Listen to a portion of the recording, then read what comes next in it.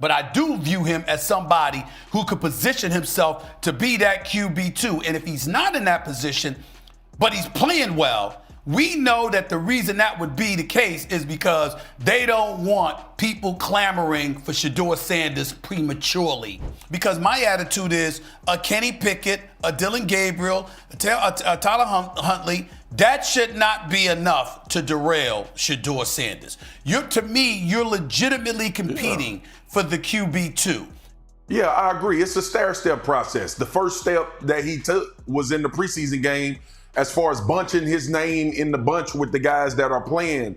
Stephen A. Smith is directly calling out Coach Kevin Stefanski, accusing him of fabricating the whole Shedeur Sanders is injured storyline. He argues this narrative was crafted to create doubt about Shedeur's role as the team's true QB2, making it easier to sideline him without backlash.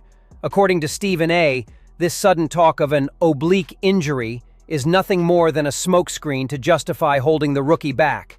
He even goes further, suggesting that the decision might not be Stefanski's alone, but part of a bigger plan orchestrated by team ownership, with the coach simply following orders from above. And that comes with going up against competition. Of course, second and third units and all of that stuff come into play.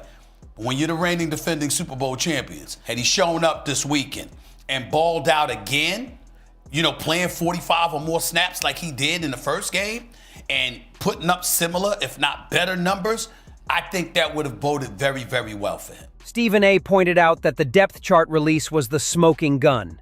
In his eyes, it confirmed exactly what he'd been saying all along, that the team never truly intended for Shedeur Sanders to climb the ladder.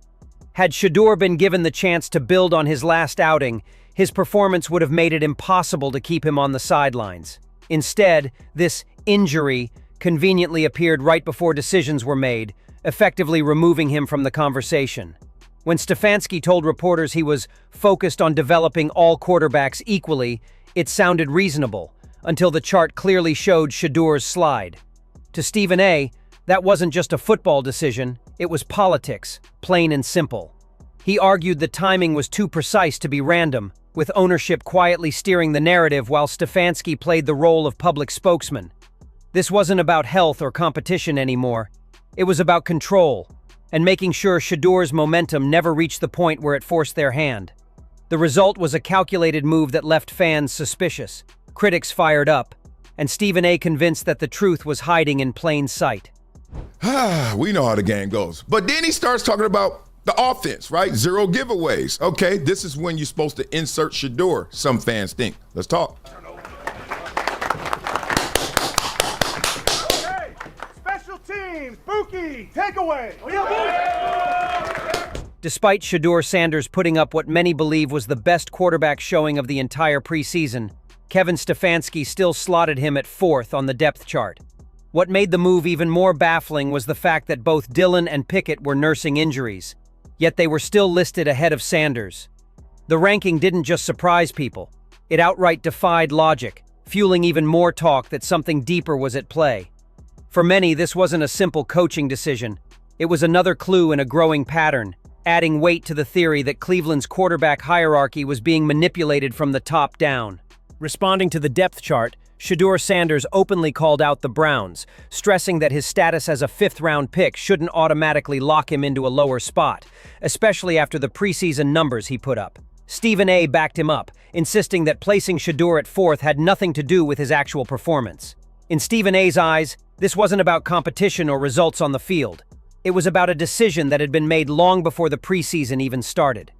The depth chart, he argued, was less a reflection of merit and more a confirmation of the team's predetermined plan. What your position is on the depth chart at the start of the season as opposed to the start of training camp and ultimately preseason. Because what happens is that they had him in that position before he competed, before he had a chance to prove himself. It's not like they walked in there and they said, okay, y'all competed, and as a result of what we've seen, we've got you as the QB4. No, you came in there and that's where they placed you. You understand? As if the drama wasn't already at full tilt, fresh reports surfaced suggesting Kevin Stefanski has no plans to put Shedeur Sanders on the field for the second preseason game. That revelation poured fuel on an already raging fire. even after delivering a standout performance, it's becoming more apparent that Sanders might not factor into the Browns' short-term vision, at least not in the capacity fans and analysts anticipated. The development has sparked a bigger debate. Is this simply a carefully crafted strategic move by the team, or is there a deeper, possibly personal agenda driving these decisions behind the scenes? And now, almost out of thin air, comes the claim that Shedeur Sanders is dealing with an injury. The timing couldn't be more suspicious. Right when public demand to see him on the field was hitting its peak, the Browns suddenly seemed to find a reason to slow things down. With no other explanation that fit, they went with arm soreness, insisting it would clear up by the very next day. Instead of easing concerns, that statement only fueled more skepticism. Is this really a minor health setback, or just a perfectly timed excuse to sideline Sanders while the pressure builds? Something doesn't add up. Because all I know is that what I keep hearing is what you're telling me what he can't do. Like my coach just said in college, but hey, find something that he can do. See, you keep telling me what Shedeur can't do. Well, your job as a coach is to put players in position and find something that they can do. Even Stefanski admitted that Sanders' recovery might take a little longer than usual, stressing the need to be careful because it involves an important muscle group. But the way he framed his comments, and the slight pause in his delivery, only added to the sense of doubt. Every word seemed calculated, as if he was tiptoeing around something he didn't want to say outright.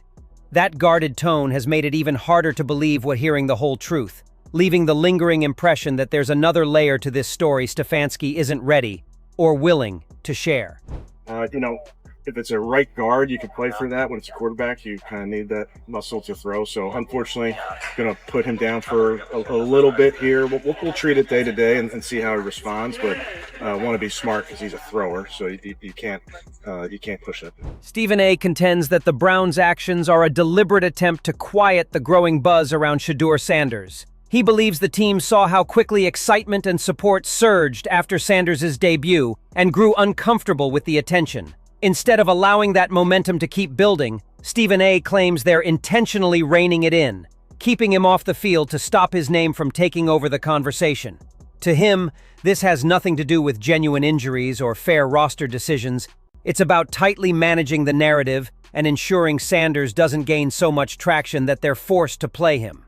But I do view him as somebody who could position himself to be that QB2. And if he's not in that position, but he's playing well, we know that the reason that would be the case is because they don't want people clamoring for Shedeur Sanders prematurely. When you piece everything together, the questionable depth chart placement, the conveniently timed injuries, the reluctance to give Shedeur Sanders more reps, and the carefully worded statements from Kevin Stefanski, it paints a picture that's hard to dismiss as coincidence.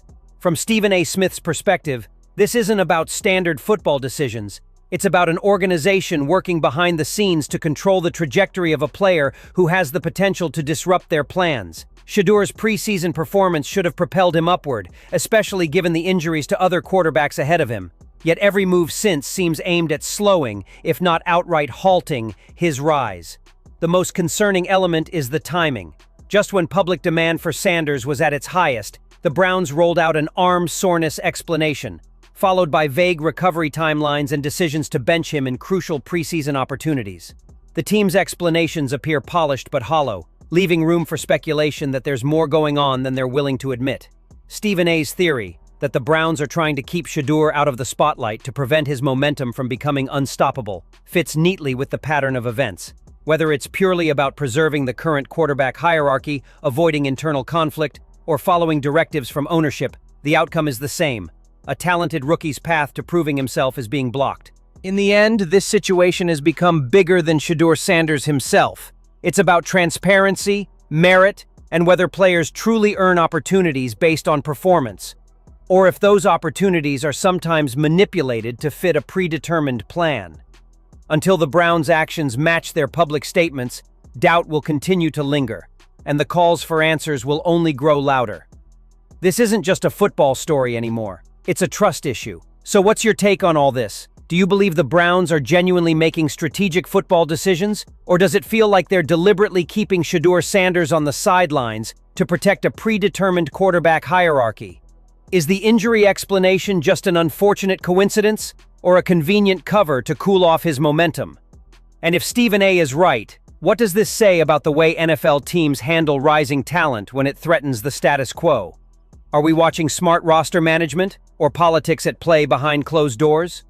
Do let us know what you think in the comments below.